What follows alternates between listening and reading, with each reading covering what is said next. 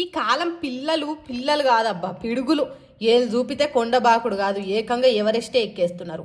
Social media పెరిగిన కాడ నుంచి వాళ్ళ టాలెంట్, ధైర్యం 100 రెట్లు పెరిగింది.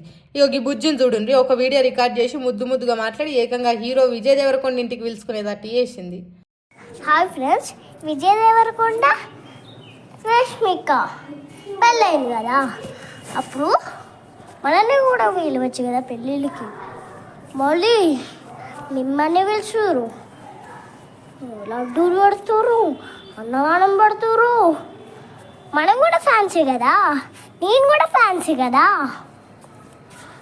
మీరు కూడా రీల్స్ చేస్తున్నారు కదా, నేను కూడా రీల్స్ చేస్తున్నా కదా. పిలిస్తే ఏమవుతుందంట, ఈ వీడియో వాళ్ళకి షేర్ చేసి పిలిస్తే ఏమవుతుందంట. ఏమైతుంది, మేము చూస్తలేమా విజయ్ దేవరకొండ సినిమాలు?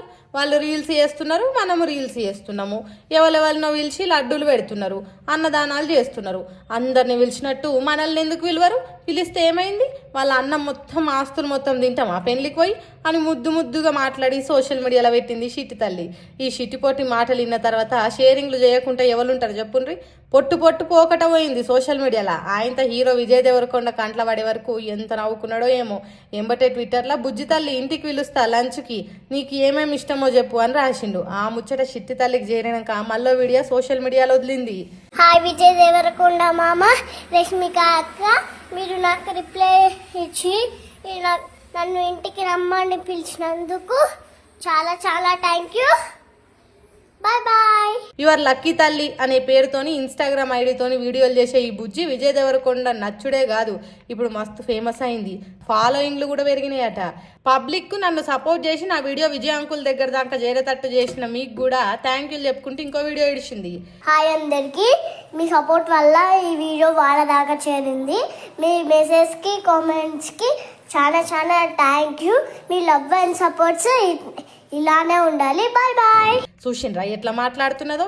ఎంత టోళ్ళైనా ఐస్ గడ్డల తిరగ కరిగిపోవాల్సిందే కదా. పిల్లలంటే గిట్లు ఉండాలి. చిట్టి తల్లి మంచిగా విజయ మామ వాళ్ళ ఇంటికి పోయి కడుపు నిండా పెళ్లి భోజనం తిని రామ్మ అని దీవిస్తారు సోషల్ మీడియా పబ్లిక్ కూడా. ఏమంట కాంగ్రెస్ సర్కార్ తెలంగాణలో అధికారంలోకి వచ్చిందో కూల్చివేతలు, కాల్చివేతలు, ఏడుపులు, పెడబొబ్బులు, పబ్లిక్ కన్నీళ్లు ఇవే అవుతున్నాయి. ఇదేం సైకో సాడిస్ట్ సర్కార్ రా బాబు అనుకునే తట్టు చేస్తున్నారు. తెలంగాణలో నడుస్తున్న చరిత్ర చూస్తే ఏమున్నది గర్వకారణం? సమస్తం కూల్చివేతలు, గుండె కోతలు అన్నట్టే చేస్తున్నారు. మొన్న ఖమ్మం వెలుగుమట్ల, అంతకుముందు హైదరాబాద్తోని హైదరాబాద్లా, తర్వాత మూసి, ఇప్పుడు హైదరాబాద్ పట్టణంలో ఉన్న బలైన బాచుపల్లి. మేడం రాజా ఇద్దరు రాజా మేడం తనుజాలు ఇటు పంపించు, త్రివేణి ఇటు పంపించు.